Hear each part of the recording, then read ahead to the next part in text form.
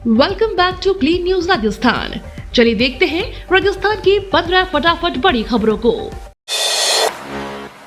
UP के आम राजस्थान के कोने कोने में पहुंचाने की कवायद, आम की बागवानी को बढ़ावा देने पर भी मंथन।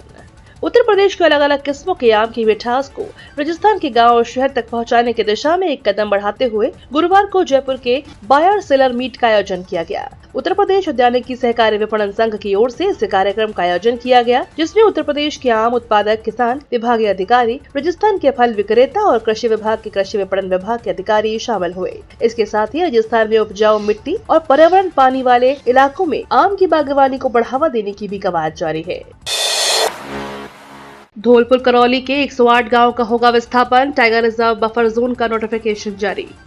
राजस्थान को 5वां टाइगर रिजर्व मिलने जा रहा है, लेकिन इसके साथ ही हजारों ग्रामीणों के जीवन में बड़ा बदलाव भी दस्तक दे चुका है। हाल ही में राज्य सरकार ने धौलपुर करौली टाइगर रिजर्व के बफर जोन का नोटिफिकेशन जारी किया है, जिससे धौलपुर और करौली जिले के कुल 108 गांव विस्थापन की जद में आ गए हैं। इसमें धौलपुर जिले के 60 और करौली के 48 गाँव शामिल है। इस फैसले से अनुमानित 35,000 से 40,000 लोगों को अपने घरों से हटना पड़ेगा। इसके बाद ग्रामीणों का विरोध भी तेज हो गया है। राजस्थान में 25 से 30 जुलाई को जोरदार बारिश का अलर्ट, मौसम विभाग ने जारी की चेतावनी। मौसम विभाग केंद्र ने एक बार फिर राजस्थान में जोरदार बारिश का अलर्ट जारी किया है। इस बार बारिश का दौर कई दिनों तक चलने वाला है। खासतौर पर मौसम विभाग ने 25, 26, 27, 28, 29 और 30 जुलाई को बारिश की चेतावनी जारी की है। इस दौरान प्रदेश के कुछ जिलों में भारी बारिश तो कुछ जिलों में अत्यंत भारी बारिश दर्ज हो सकती है। इस बार सबसे अधिक बारिश राजस्थान के पूर्वी जिले में देखने को मिल सकती है। मौसम विभाग की तरफ से जारी रिपोर्ट के अनुसार अजमेर, अलवर, बांसवाड़ा, बारां, भरतपुर, भीलवाड़ा, बूंदी, चित्तौड़गढ़, दौसा, धौलपुर, डूंगरपुर, जयपुर, झालावाड़, करौली, कोटा, प्रतापगढ़, सवाई माधोपुर, टोंक और उदयपुर जिलों में 26, 27, 28, 29 और 30 जुलाई को भारी वर्षा हो सकती है।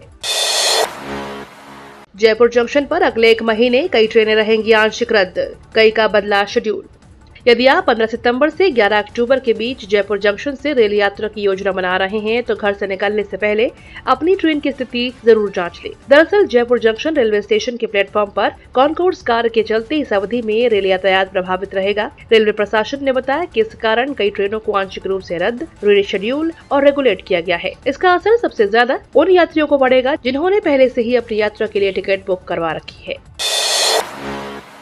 हार के डर से पंचायत चुनाव नहीं करवा रही बीजेपी सरकार, सचिन पायलट बोले कांग्रेस को भारी जीत मिलेगी। गुरुवार को टोंक में मीडिया से बात करते हुए कांग्रेस के महासचिव और टोंक के विधायक सचिन पायलट ने कहा कि सरकार जानबूझकर इन चुनावों को टाल रही है, क्योंकि उसे डर है कि अगर चुनाव हुए तो जनता मतपेटी के जरिए अपनी नाराजगी जताएगी और कांग्रेस को भारी जीत मिलेगी। पायलट ने प्रदेश अध्यक्ष गोविंद डोटासरा के बयान का समर्थन करते हुए कहा कि 6 महीने के भीतर चुनाव कराना संवैधानिक अधिकार है और परिसीमन पूरा होने के बावजूद सरकार चुनाव से बच रही है, जो लोकतंत्र के लिए खतरा है। वकीलों ने दी प्रशासन को चेतावनी, कहा कार्रवाई करे। बीमारी ठीक करने के नाम पर हो रहा धर्म परिवर्तन का खेल। अजमेर में जबरन धर्म परिवर्तन कराने के आरोप को लेकर गुरुवार को वकीलों ने विरोध जताया और जिला कलेक्टर को मुख्यमंत्री के नाम ज्ञापन सौंपा। जिला बार एसोसिएशन के अध्यक्ष एडवोकेट अशोक सिंह रावत के नेतृत्व में अधिवक्ताओं ने यह ज्ञापन सौंपते हुए आरोप लगाया कि ईसाई धर्म प्रचारक गरीब, दलित और अन्य वर्गों के लोगों को बहला फुसलाकर और प्रलोभन देकर उनका धर्म परिवर्तन करवा रहे हैं। ज्ञापन में आरोपियों पर सख्त कानूनी कार्रवाई की मांग की गई है। चोरों के खिलाफ बिजली विभाग की बड़ी कार्यवाही, 1 करोड़ 80 लाख रुपए का जुर्माना, 15 गाँव में 272। राजस्थान में विद्युत वितरण निगम बिजली चोरों के खिलाफ बड़ी कार्रवाई को अंजाम दे रहा है। इसी क्रम में बिजली विभाग ने भरतपुर में 15 गाँव में अभियान चलाकर विद्युत चोरों के खिलाफ कार्रवाई की है। इस दौरान 272 VCR दर्ज कर 1 करोड़ 80 लाख रुपए का जुर्माना लगाया है। ऊर्जा मंत्री हीरालाल नागर के निर्देश पर विद्युत चोरी के खिलाफ अभियान चलाकर कार्रवाई की जा रही है।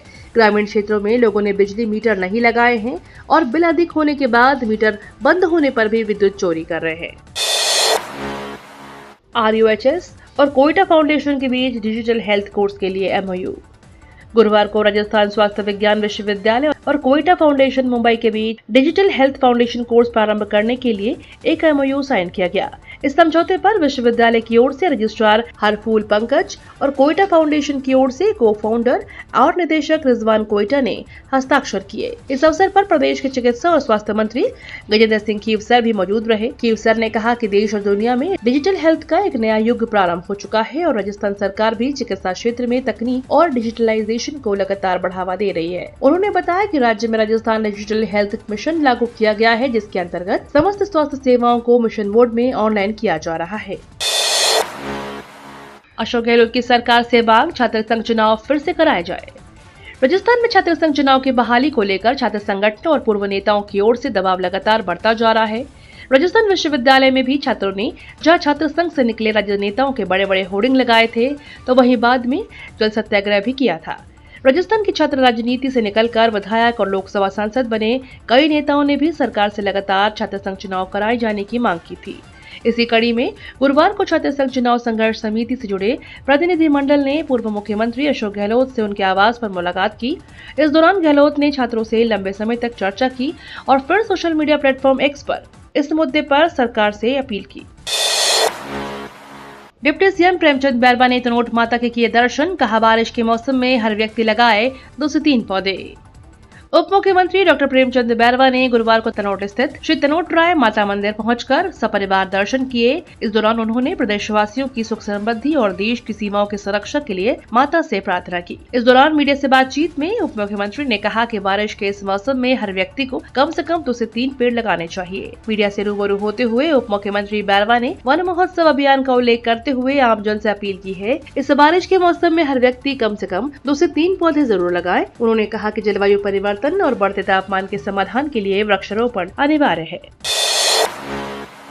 पालना योजना के तहत 14,599 आंगनवाड़ी और क्रैच को मंजूरी, कामकाजी महिलाओं के बच्चों को होगी सुविधा।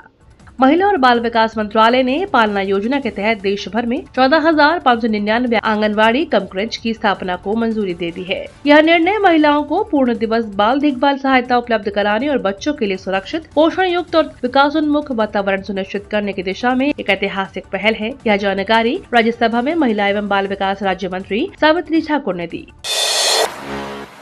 103 मेजर मिनरल ब्लॉकों की नीलामी के साथ देश में पहले स्थान पर राजस्थान, भजनलाल सरकार ने रचा इतिहास। राजस्थान में मुख्यमंत्री भजनलाल शर्मा के नेतृत्व में खनन क्षेत्र में नया कीर्तिमान रचते हुए देश भर में मेजर मिनरल ब्लॉक्स की नीलामी में पहला स्थान प्राप्त किया है। वर्ष 2016 से अब तक देश में कुल 500 मेजर मिनरल ब्लॉकों की नीलामी हुई है, जिनमें से अकेले 103 ब्लॉक राजस्थान में आवंटित हुए हैं। इनमें से 64 ब्लॉकों की नीलामी राज्य सरकार के केवल 18 माह के कार्यकाल में की गई।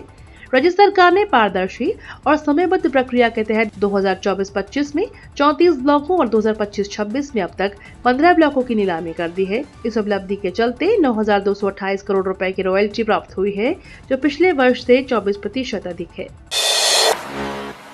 राजस्थान बोर्ड परीक्षा 2026 की आवेदन प्रक्रिया शुरू। राजस्थान माध्यमिक शिक्षा बोर्ड की सेकेंडरी और सीनियर सेकेंडरी परीक्षा 2026 के लिए ऑनलाइन आवेदन करने की तिथियां घोषित कर दी हैं। परीक्षा के लिए गुरुवार से आवेदन ऑनलाइन भरे जा रहे हैं। सामान्य परीक्षा शुल्क के साथ आवेदन पत्र भरने की अंतिम तारीख 23 अगस्त है। बैंक में शुल्क जमा कराने और चालान मुद्रित करने की अंतिम तिथि 30 अगस्त है। आवेदन पत्र और चालान नोडल केंद्र पर जमा कराने की अंतिम तिथि 6 सितम्बर है। 21 वर्षों में पहली बार जुलाई महीने में खोले बीसलपुर बांध के गेट। जयपुर, अजमेर और टोंक की लाइफलाइन बीसलपुर बांध की अपनी पूर्ण भराव क्षमता 315 RL मीटर का जलस्तर छू लेने के बाद गुरुवार को एक गेट खोलकर पानी की निकासी की गई। यह पहला मौका है जब 21 वर्षों में जुलाई माह में बांध के गेट खोले गए हैं। इससे पहले 7 बार में से 6 मरतबा अगस्त महीने में और 1 बार सितंबर में बांध के गेट खोले गए थे। साथ ही यह पहला मौका है जब मात्र एक गेट खोलकर 6000 क्यूसेक पानी की निकासी की गई। वहीं बीसलपुर बांध से पानी की निकासी करने पर सीएम भजनलाल शर्मा ने सोशल मीडिया प्लेटफॉर्म X पर पोस्ट करते हुए खुशी जताई। नगर विधानसभा क्षेत्र में बिछेगा सड़कों का जाल, 17 का शिलान्यास और लोकार्पण, 18 और नई सड़कों का मिलेगा तोहफा। गृह राज्य मंत्री जवाहर सिंह बेढ़म ने गुरुवार को भरतपुर की नगर विधानसभा को एक साथ 17 सड़कों का तोहफा देते हुए 708 लाख रुपए की लागत से 29 किलोमीटर लंबे सड़कों का शिलान्यास व लोकार्पण किया। राज्य मंत्री के स्वागत में कई गाँव में ढोल नगाड़ों से स्वागत और फूलों की वर्षा की गई। सड़कें खराब होने के कारण बरसों से लोग परेशान थे। स्कूल, अस्पताल, बाजार कहीं भी पहुँचना मुश्किल था। ग्रामीणों ने बताया कि पहली बार किसी जनप्रतिनिधि ने धरातल पर काम किया है, केवल घोषणा नहीं की। राज्य मंत्री बेढ़म ने जानकारी दी है कि जल्द ही क्षेत्र को 18 और नई सड़कों का उपहार मिलेगा, जिसकी लंबाई 80 किलोमीटर और लागत 9,912 लाख रुपए होगी। ये तो थी राजस्थान की बड़ी खबरें। रोजाना सबसे पहले अपडेट पाने के लिए क्लीन न्यूज राजस्थान को अभी सब्सक्राइब करें।